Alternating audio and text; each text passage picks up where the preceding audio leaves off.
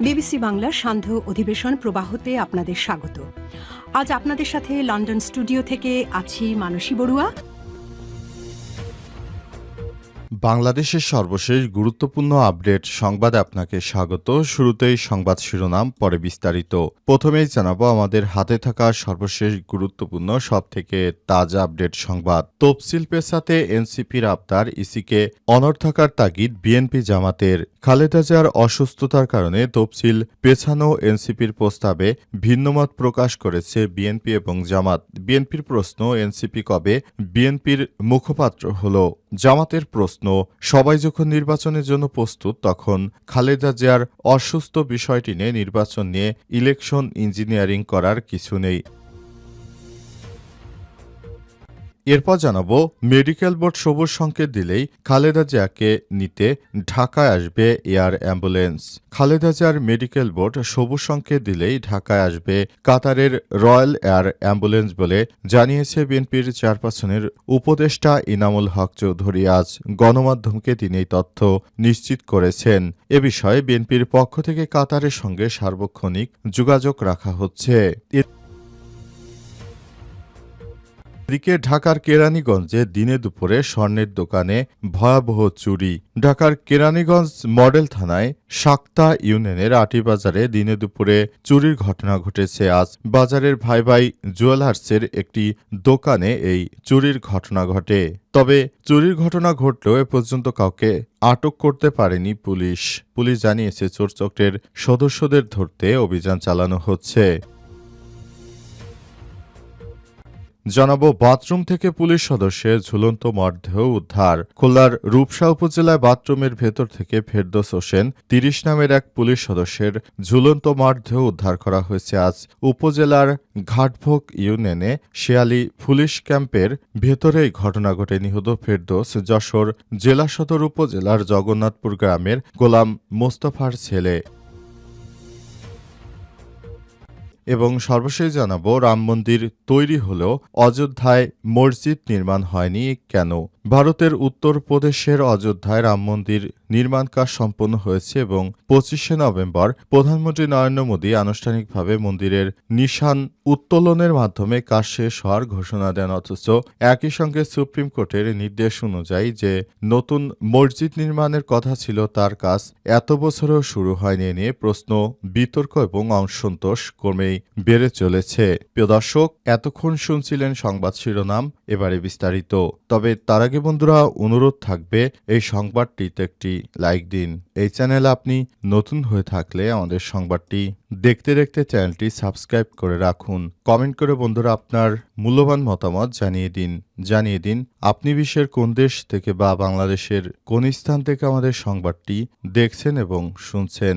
আর বন্ধুরা, সংবাদটি আপনার সোশ্যাল মিডিয়া ফেসবুকে শেয়ার করে বন্ধুদেরও দেখার সুযোগ করে দিন। গাজা যুদ্ধে আপনি যদি নিরীহ ফিলিস্তিনিদের ভালোবেসে থাকেন, কমেন্টে ইয়েস লিখে বিশ্ববাসীকে জানিয়ে দিন। এবারে বিস্তারিত। তফসিল পেছাতে এনসিপির আবদার, ইসিকে অনড় থাকার তাগিদ বিএনপি এবং জামাতের। খালেদা জিয়ার অসুস্থতার কারণে তফসিল পেছানো এবং এনসিপির প্রস্তাবে ভিন্নমত প্রকাশ করেছে বিএনপি এবং জামাত ইসলাম। বিএনপির প্রশ্ন, এনসিপি কবে কিভাবে তাদের মুখপাত্র হলো? জামাতের মন্তব্য, সবাই যখন নির্বাচনের জন্য প্রস্তুত তখন খালেদা জিয়ার স্বাস্থ্য নিয়ে রাজনীতি করলে তা কেউ গ্রহণযোগ্য করবে না। রাজনৈতিক বিশ্লেষকদের মতে তফসিল বা নির্বাচন পেছালে জনগণের আস্থা নষ্ট হয়ে যেতে পারে। নির্বাচন নিয়ে দীর্ঘদিন ধরে কৌশল ও পাল্টা কৌশলের খেলায় ভোটাধিকার বঞ্চিত সাধারণ মানুষ। আওয়ামী লীগ সরকার ক্ষমতাচ্যুত হওয়ার পরেও কেটে গেছে ১ বছরের বেশি সময়। অবশেষে ফেব্রুয়ারিতে নির্বাচনের প্রস্তুতি চলছে জোরে সোরেই। রাজনৈতিক দলগুলো মনোনয়ন চূড়ান্ত করার কাজে ব্যস্ত রয়েছে, সক্রিয় রয়েছে নির্বাচন কমিশনও।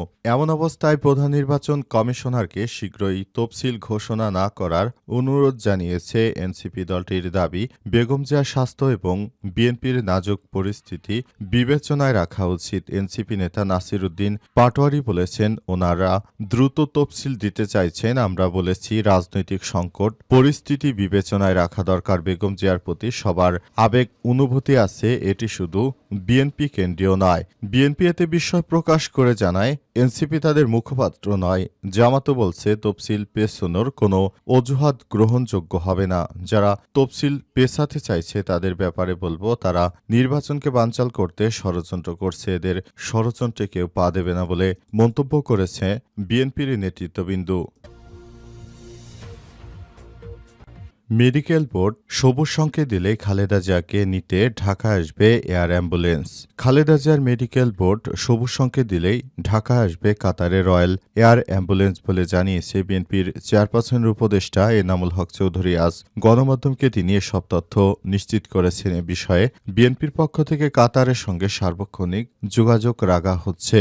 কাতারের পক্ষ থেকে এর আগে এয়ার অ্যাম্বুলেন্স পাঠানোর কথা বলা হয়েছিল, তবে বিএনপির পক্ষ থেকে কাতারকে বলা হয়েছিল, ঠিক আছে, এয়ার অ্যাম্বুলেন্স পাঠাতে, কিন্তু খালেদা জিয়া যে তাপমাত্রায় বেঁচে থাকবে সেই তাপমাত্রায় আসলে এয়ার অ্যাম্বুলেন্সকে নিতে হলে এয়ার অ্যাম্বুলেন্সকে আবারও ঠিকঠাক করতে হবে। এই ব্যাপারটি সামনে আসার পর থেকেই এনসিপির নেতৃত্ববৃন্দ তারা বিএনপি চেয়ারপারসন বেগম খালেদা জিয়া এবং আগামীতে নতুন বাংলাদেশ গড়ে তোলার ব্যাপারে তারা কাজ শুরু করেছে।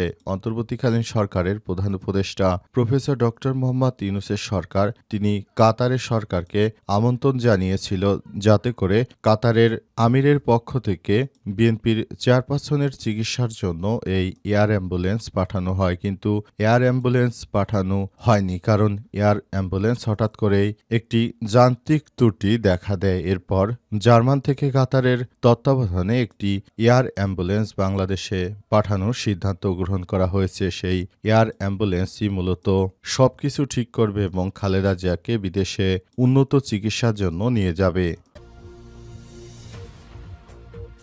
কেরানীগঞ্জে দিনে দুপুরে স্বর্ণের দোকানে চুরি।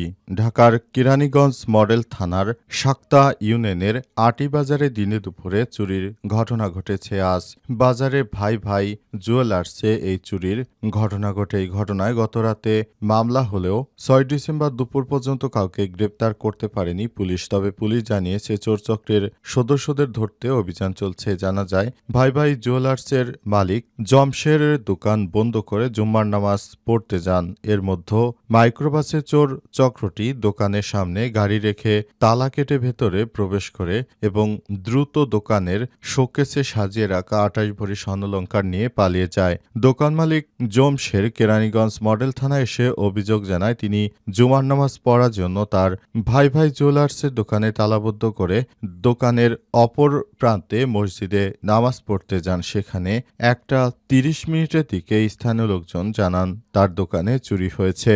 এরপরই ওই এলাকায় থমথমে অবস্থা বিরাজ করে এবং সেই স্বর্ণগুলো উদ্ধারের জন্য পুলিশ তৎপরতা শুরু করলেও এখনও সেই স্বর্ণগুলো উদ্ধার করা যায়নি। আসলে দুপুর টাইমে মানুষ কম থাকে বিধায় সেখানে গিয়ে তারপর চোর চক্ররা মূলত এই স্বর্ণগুলো সেখান থেকে নিয়ে আসে এবং এই অবস্থায় আবার সেখানে নতুন করে আবার সমস্যা তৈরি করে। এই ঘটনার পরই পুরো এলাকায় থমথমে অবস্থা বিরাজ করছে এবং এখানে তারপরও সেখান থেকে টাকাগুলো নিয়ে আসা হচ্ছে এবং এখনও সেখানে এই অবস্থা বিরাজ করছে এবং থমথমে অবস্থা বিরাজ করার কারণে পুরো এলাকায় এখন অতিরিক্ত পুলিশ মোতায়েন করা হয়েছে, যাতে করে এই ধরনের অনাকাঙ্ক্ষিত আর ঘটনা না ঘটে সেই ব্যাপারটিতে সবাইকে আরও বেশি সতর্ক থাকার জন্য বলা হচ্ছে। বাথরুম থেকে পুলিশ সদস্যের ঝুলন্ত মরদেহ উদ্ধার। খুলনার রূপসা উপজেলায় বাথরুমের ভেতর থেকে ফেরদৌস ৩০ হোসেন নামের এক পুলিশ সদস্যের ঝুলন্ত মরদেহ উদ্ধার করা হয়েছে। আজ শুক্রবার ৫ই ডিসেম্বর রাতে উপজেলার ঘাটভোগ ইউনিয়নে শিয়ালি পুলিশ ক্যাম্পে এই ঘটনা ঘটে। নিহত ফেরদৌস যশোর জেলা সদর উপজেলার জগন্নাথপুর গ্রামের গোলাম মোস্তফার ছেলে। পুলিশ সূত্র থেকে জানা গেছে, ফেরদৌস হোসেন রূপসা উপজেলার ঘাট ভোগের শেয়ালি পুলিশ ফাঁড়িতে কর্মরত ছিলেন। শুক্রবার সন্ধ্যা থেকে ক্যাম্পে তাকে খুঁজে পাওয়া যাচ্ছিল না। এক পর্যায়ে রাতে ক্যাম্পের বাথরুমের ভেতর থেকে গলায় গামছা পেঁচিয়ে ফাঁস নেওয়া অবস্থায় তাকে পাওয়া যায়। পরে তাকে উদ্ধার করে খুলনা মেডিকেল কলেজ হাসপাতালে জরুরি বিভাগে নিয়ে হলে কর্তব্যরত চিকিৎসক তাকে মৃত ঘোষণা করে। রূপসা থানার ভারপ্রাপ্ত কর্মকর্তা ওসি মোহাম্মদ মাহফুজুর রহমান বলেছেন, খবর পেয়ে রাতে ঘটনাস্থল পরিদর্শন করেছি। মৃত্যুর সঠিক কারণ এখনো জানা যায়নি। মরদেহ উদ্ধার করে মর্গে পাঠানো হয়েছে। বিষয়ে আইনগত ব্যবস্থা প্রক্রিয়াধীন রয়েছে বলে জানা গেছে। এই ঘটনার পরই পুরো ওই পুলিশ ফাঁড়িতে একরকম থমথমে অবস্থা বিরাজ করছে এবং যে যার মতো করে পারছে সবাই সেখানে যাচ্ছে এবং উৎসুক জনতা ওই পুলিশ ফাঁড়িতে যাচ্ছে। কী কারণে তিনি মারা গেলেন সে বিষয়টি উদ্ঘাটনের চেষ্টা করা হচ্ছে। তবে এখন পর্যন্ত আসলে বিষয়টি উদ্ঘাটন করা সম্ভব হয়নি। তিনি কী কারণে এই ধরনের হত্যাকাণ্ডের ঘটনার সঙ্গে নিজেকে সম্পৃক্ত করলেন, কেন তিনি মারা গেলেন সেই বিষয়টি এখনও জানা যায়নি।